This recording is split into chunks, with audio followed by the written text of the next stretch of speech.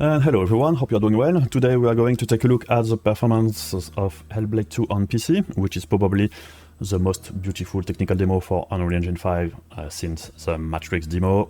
Let's get to it. So, Hellblade 2, as incredible as it sounds, is a sequel to Hellblade, the first, and it's developed by Ninja Theory, and it's one of the games that had been highlighted quite a bit by Xbox in their communication, since Microsoft had bought the studio, and therefore the title became a Microsoft exclusive. The game is already available on Game Pass and Steam, and since its release, it does not seem to be as big of a success as we would have liked, since even if the game is technically really impressive, the gameplay and the story apparently leave a bit to be desired, and even fans of the first episode seem to agree on the fact that this second part is not as good as the first on many aspects. Personally, I have not done the first, and I will not comment on the interest or not of this sequel, even if I will surely finish the game to see more of what it offers, more for the technical aspect of the game than the game itself, I would say, since from what I've done so far, it's a pretty slowly paced game, the fights aren't really interesting, and the puzzles, well, we have seen more inventive ones in the past. I don't dislike narrative games or walking simulators, but it just doesn't seem to be the best of them here. But from a technical point of view, the game is really impressive. It's just superb. The environments are awesome. It's teeming with details. The display distance with the night looks really convincing, and lighting management with Lumen, which is the software ray tracing solution from Unreal Engine 5, look really good here. This is clearly one of the most beautiful games released so far, even if everything is not perfect. The game put forward a cinematic experience, and I have nothing against that. However, it comes with a couple of issues. The game only runs at a 21:9 ratio, which means that if you play on a classic 16:9 screen, you will always have black bands at the top and bottom of the screen. So, well, yeah, it can give a cinematic feel to the game, but it also makes it possible to reduce the number of pixels displayed on screen significantly, and therefore save on resources. And given the heaviness of the title, it was also surely a compromise for the game to run on consoles without reducing the display resolution too much while retaining as much details as possible. Only the lucky owners of a 21:9 screen will get a full screen game, so yes, join the 21:9 club. It's awesome. Otherwise, the other problems with this cinematic experience is that the game is full of post-process effects that you cannot deactivate in the game menus, and that's annoying. The chromatic aberrations are very present and quite annoying. A very aggressive film grain too, lots of depth of field and motion blur, which gives the title a slightly blurry and messy side sometimes, which is a bit of a shame. I have nothing against some of these settings, but I would have liked the option to deactivate some of them. And speaking of the menus, we are not at the same level as the latest Nixis ports like Ghost of Tsushima or Horizon Forbidden West. Unfortunately, no transparency on the menus here, which would allow you to see the impact of the different settings live on the title. And in terms of presets, there are only 3 rendering modes, low, medium and high, and honestly, the difference between the 3 of them is quite minimal visually speaking, for a fairly high resources cost, since going from high details to medium details is a 33% difference in performances, and from high to low it is around 50%. So if your machine is struggling a little with the title, don't hesitate to lower the presets. The PC version of the game also offers upscalers from each brand with DLSS, FSR and XeSS, as well as TSR, which is the upscaler from Unreal Engine 5. We also get GLAA, FSR AA and XeSS AA, and we also get Nvidia Reflex. Frame generation wise, however, there is only DLSS frame generation for the moment, which is a shame. We would have liked to see AMD's frame generation as well in this game. Small bug with the frame generation too. Sometimes it activates itself when you change the settings, despite the fact that you are leaving the setting off, so it's a bit annoying. And in terms of the rendering quality of the different upscalers, no big surprise. DLSS is the best in terms of stability in motion. Image remains very stable. We see a bit of ghosting on some of the small objects or moving particles, but nothing really dramatic. And just like with Grey Zone Warfare, I would place the TSR of Unreal Engine 5 in second position. It is really very good in this game.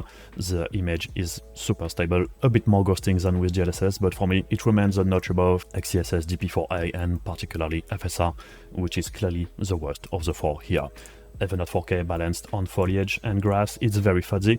Disocclusion and image stability in general make it clearly the worst of the 4 solutions, and given the heaviness of the title, having a good upscaler is a really important point here. So if you have a Radeon, I strongly encourage you to use TSR by changing the rendering scale, or XeSS rather than FSR. So yes, the game is super heavy, and some will say it's not optimized, they are using upscaling rather than optimizing their games and all that stuff. Just reminding you that here the title offers almost never before seen visuals. The title uses Lumen, which is a form of ray tracing at all time. It's less intensive than hardware ray tracing, but it is far from being free. The game is full of details and elements everywhere, heavy geometry all over, simulation of fluids, textures, and rendering distance. The materials used are great, shadows are on point too. Technically, it is super advanced, and it's not really possible to get more and more technically advanced games while also using less compute power. So yes, upscaling allows you to gain a lot of performances for a moderate visual cost. This allows this type of rendering that we see on this title for a lower resources cost. When it comes to game rendering, it's all about compromises. If you want native at all time, it's up to you, but it will cost you a lot more when shopping for hardware parts. Especially since optimization-wise, the game is pretty clean. Some slowdowns when going from one map point to another, but we are not really dealing with traversal stutters. We have a shader compilation when the game launches, but it is quite fast, and no stutters like on a lot of other Unreal Engine titles, and it's pretty smooth overall, and that's great. We were beginning to doubt if it was possible or not with the stutter engine. But well, let's see what it looks like performance-wise. I did the test at high details, a 1-minute sequence where I am walking around. The place was relatively demanding, and as we spend most of the time working in this game, it made sense to me. And at the driver level, we are using the latest drivers from the 3 GPU manufacturers, and everything else is detailed in the video description. So let's go. And we start with 1080p, and yeah, it's rough. The 4090 comes first here with a 7900 XTX, which is sandwiched between the 4090 and 4080 Super, which is followed very closely by the 7900 XT here. We then find a bunch of GPUs with a fairly similar level of performance, ranging from the 4070 Ti Super down to the 7800 XT. Slightly below, the 4070 and 3080 and 7700 XT, which are the last cards to be around the 60 FPS average. And for the 30 FPS native framerate mark, we find the RTX 3060 along with Intel Arc cards. The 1080 Ti is not at its best here, and clearly below the 3060, which is quite logical. The 1080 Ti is a card that was cut out for DirectX 11, and this title uses a bunch of newer technologies, which makes it pretty difficult on the Pascal architecture. And then we see that the cards with 6 gigs of VRAM are struggling a lot, so the game can still be played at 1080p low details with the XeSS in balance or quality mode. You get around 30 FPS on the GTX 1060. It won't look amazing, and we lose the graphic showcase side of the game, but the game will be playable since it's kind of slow-paced at 30 FPS. So yes, already at 1080p, to maintain an average of 60 FPS, it would be better to lower the presets or go with upscaling, or both for a bunch of cards. At 1440p, unsurprisingly, it's heavier. The 4090 already falls to 85 FPS average, and the 7900 XTX is still sandwiched between the 4090 and the 4080 Super. The 7900 XT still sticks close to the 4080 Super here, and well, the 7900 XT is the last card to maintain 60 FPS average here. Otherwise, not a lot of changes ranking-wise compared to 1080p, it's just heavier. The 6700 XT and 3060 Ti are the last to run around the 30 FPS average, so yes, once again, difficult to play with high native details on many cards at 1440p. Moving on to 1440p ultra-wide, and there is a huge drop in performances, which makes sense, since the title runs in a 21:9 ratio on 16:9 resolutions. It also means you get around 30% less display area with the black bands, while at 1440p ultra-wide, you are displaying on the whole screen. So the only card that maintains an average of 60 FPS here is the 4090. We then find the 7900 XTX, which is now very close to the 4080 Super. The 7900 XT is still a little step below, and it is also losing ground to the 4070 Ti Super and the 3090 Ti. Further down, the last cards around 30 FPS are the 4070 and 3080, with the 7700 XT a small notch below. We also note that the 4060 Ti 16 gigs is now ahead of the 8 gig model, so the 8 gigs of VRAM is starting to be an issue, but those cards with or without VRAM are struggling and will need settings adjusted anyway. And finally, at 4K, it's obviously heavier, but not that far from 1440p ultra-wide, given that we see the return of the black bands. But the textures and all that are now more demanding, which means that cards with 8 gigs of VRAM like the 3060 Ti and 4060 Ti 8 gigs are now struggling, while the 4060 Ti 16 gig is doing better, but not really giving out a playable experience either. The 3080 and its 10 gig of VRAM also seems to be holding up relatively well from a VRAM point of view, but we are below the 30 FPS average. And above that, the only card that comes close to 60 FPS is the 4090. The 4080 Super is now sandwiched between the 7900 XTX and XT. So yes, it's a super demanding game, but not as much as certain games like Cyberpunk or Alan Wake 2 in RT Ultra or worse path tracing, since Lumen is less demanding than hardware ray tracing, which it allows the Radeon cards to perform quite well, and that's great. We quickly look at what is happening with DLSS frame generation on the RTX 40s, since we already saw in a few titles that it does not always scale very well, like on Ghost of Tsushima a few days ago, particularly on the 4060 family. And well, here it works pretty well at 1080p, no particular issues, and at 1440p either. Even if yes, for the 4060, it's not really great since we are only reaching 60 FPS on average with frame generation, which is not optimal. For the 4060 Ti, it is already more acceptable given the pace of the title. Playing with a controller will make it usable at 80 FPS average with frame generation. For the rest of the RTX 40 series at 1440p, no issues, even if as usual, we see that it is the 4090 which scales the best with frame generation, and at 4K, it's the same stuff. We see that it's the bigger cards that give you the best frame generation scaling.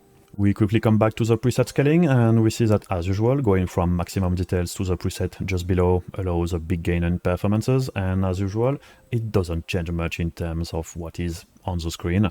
And in terms of upscaling, going from native or DLAA to upscaling in quality mode allows a big performance gain too. So, as in most games, by lowering the details by a notch and adding upscaling in quality mode, it will give you a big performance boost for a slight visual cost, and will often be the best compromise if you need to lower some settings. Finishing up with CPUs, and here I only tested at 1080p because we are already at the GPU limit with most processors. Not much point testing at 1440p or 4K here, since it would be the same for all CPUs. And the game seems to appreciate the Intel processors a bit more, since the 4700K and 1360K ends up slightly above the 7800 X2G, even if the difference is quite minimal. Even the i3 1300 performs almost the same. There is really only the Ryzen 3600 which is really a bit below the others, but it's still mostly a very GPU heavy game. So in the end, well, the game is super demanding, but it's also one of the most technically impressive games I have ever seen, so I am not really surprised. It's a great showcase for Unreal Engine 5, which really needed it, since until now most of the other games that had been released were mainly UE4 to UE5 ports, with some UE5 technology sprinkled on top. But if we compare Remnant 2, Robocop or Lords of the Fallen to Hellblade 2, there is really no contest here. And what's particularly pleasing is that we don't find stutters everywhere, which is one of the many issues with Unreal Engine 4 or 5 games. And overall, not much else to say. I don't think the game will be a hit, but for curiosity's sake, if you have Game Pass, why not take a look, even just for the technical aspect. The game is very short, and we will see if the next big games will reach the same level of graphical quality as this one. Anyway, if the video interested you and you want to help the channel, as usual, there is the YouTube stuff. It's stupid, but it helps. And as always, a huge thank you to all the contributors of my Ko-fi page. The channels keep living on thanks to you. So see you all later for another video. Take care of yourself. Bye.